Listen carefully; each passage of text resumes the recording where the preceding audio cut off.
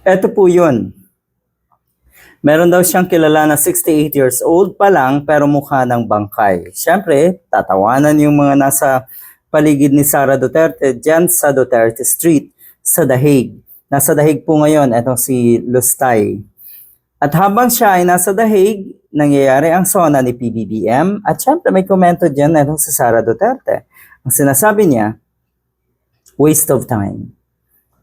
Sinayang lang daw ang oras at gastos ng ating gobyerno, sinasayang din daw ang oras ng mga kababayan nating nanood diyan sa SONA.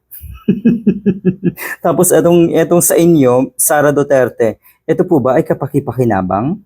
Yung panlalait nyo, yung paninira nyo, at yung pangwawalang hiya nyo sa ating gobyerno, yan po ba ang kapakipakinabang?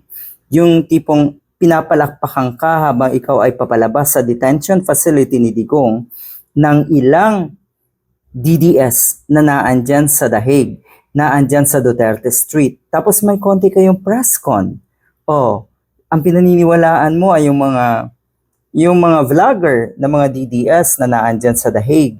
Hate na hate mo yung mga mainstream media dito sa ating bansa. Kasi ang iniisip mo uli, sila yung bias. Pero ang totoo niyan, takot kayo sa katotohanan.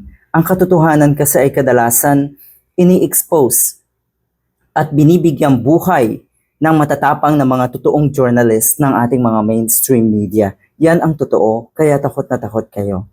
Kapakipakinabang ba ito? Talagang meron ka pang pinatamaan. Talagang pinatamaan mo pa si PBBM habang kayo'y nagtatawanan.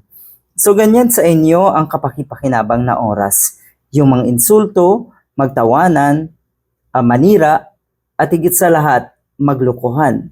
Kasi sa puntong yan, niloloko nyo mga sarili nyo. Yung mga naandyan sa Dahig, ew.